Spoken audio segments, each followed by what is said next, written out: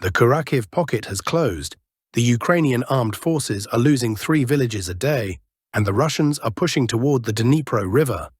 Before we begin, I would like to sincerely ask you to subscribe to the channel. Your subscription helps the channel grow. Thank you to everyone who has subscribed. Let's start with the Southwestern salient, where the Russian Federation continues its offensive. Today, various neutral cartographers confirmed minor advances by the Russian army on the line between Nikolaevo-Darino and Sverdlikovo. Here, a small area, let's say, in the fields, has been affected. According to Sverdlikov, there is no further information. Separate sources report that today, February 15th, Russian units are already completing the clearing of this settlement. Perhaps tomorrow or the day after, we will receive confirmation.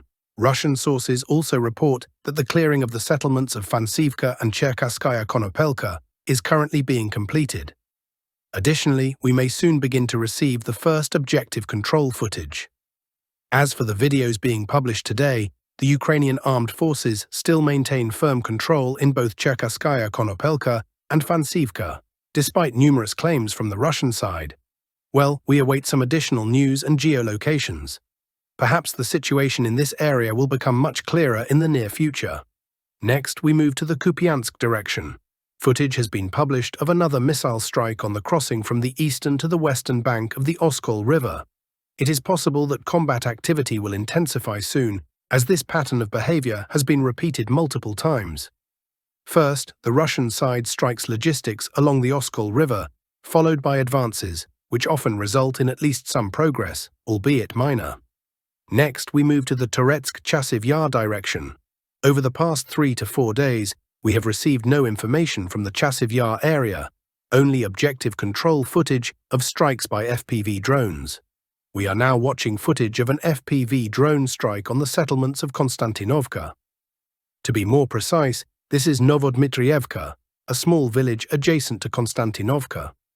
This is a very important video because, for the first time since the start of the special military operation, Russian FPV drones, whether fiber optic or not, have reached Konstantinovka, its suburbs, and the agglomeration, striking Ukrainian units. This is primarily a significant psychological factor, a psychological blow. As just a month ago, Konstantinovka was considered a city deep in the rear, a relatively safe place, but today it is a city on the front line, as the first drones are already striking forward positions of the Ukrainian armed forces. This is a crucial step in the advance toward this settlement. Next, we move to the southwestern Konstantinovka direction, where the Russian army is currently advancing quite rapidly, gaining momentum. We can see that, as in the Dnipro area on the northern Kupiansk direction, the Ukrainian side is unable to stabilize the situation here. The dynamics here are quite high. Literally every day, we receive information about another settlement coming under the control of the Russian armed forces. The offensive in this sector began around February 10th, when news came that the Ukrainian army had managed to restore control over the settlement of Velyka Novosilka. It was after this attack by the Ukrainian armed forces that Russian troops became active. First, there was information about physically crossing the H-32 highway toward the settlement of Malinovka. This information was confirmed by both pro-Ukrainian and neutral cartographers.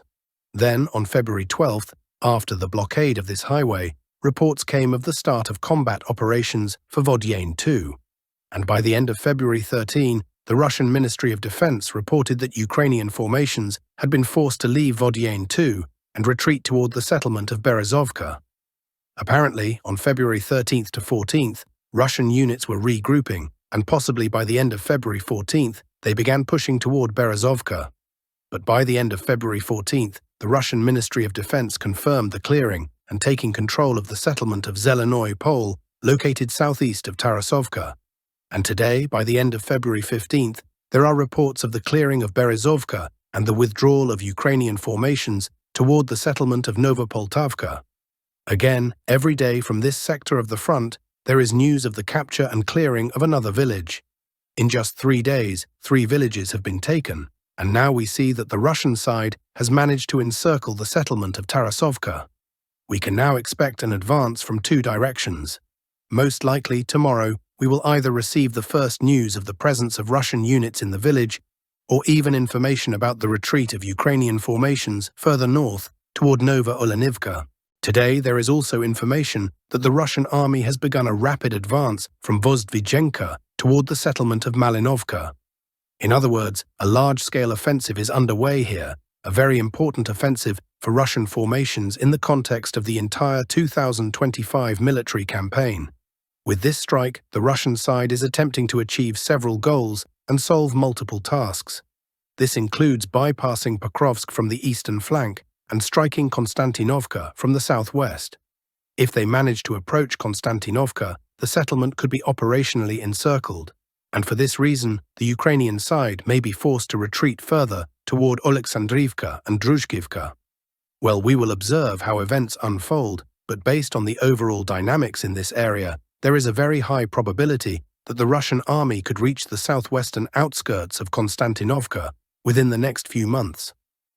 As for Pokrovsk, the situation remains unchanged, with ongoing combat operations in the settlement. Ukrainian soldiers and reporters daily publish videos from Pokrovsk itself or the Pokrovsk agglomeration, showing destroyed buildings and how the settlement is gradually turning into something between Chasiv Yar, Bakhmut and Volchansk. It is difficult to say what fate awaits Pokrovsk, but given that a major battle is likely to take place along the Pokrovsk-Konstantinovka line, there is a very high probability that nothing may remain of Pokrovsk.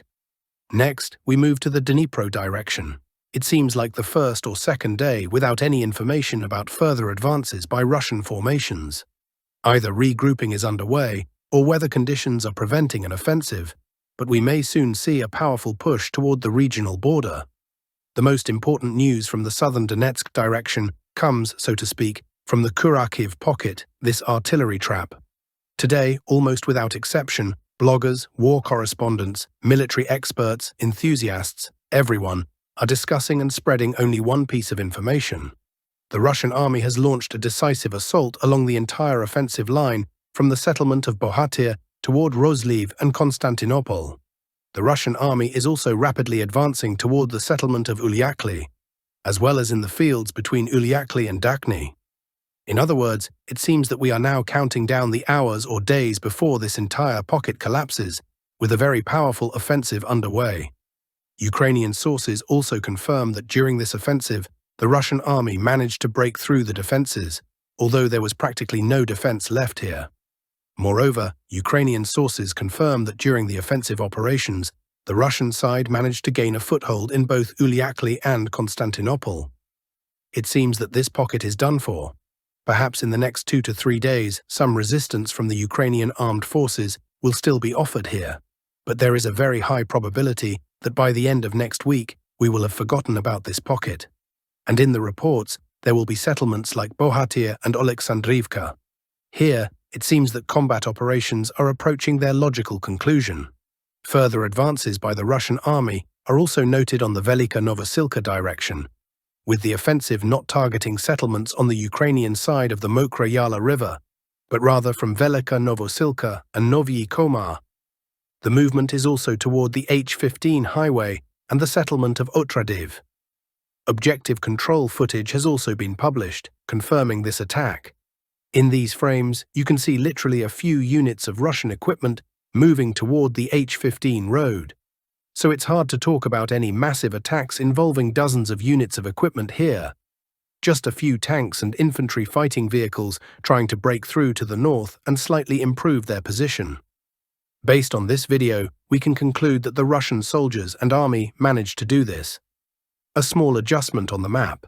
As you can see, between the settlements of Rozdolna and Novyi Komar, some pro-Russian mapping services have slightly adjusted the map in favor of Russian formations.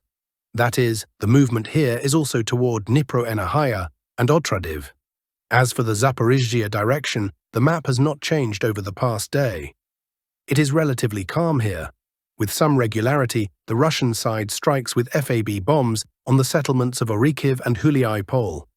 However, it is unlikely that anyone will storm both settlements from the south.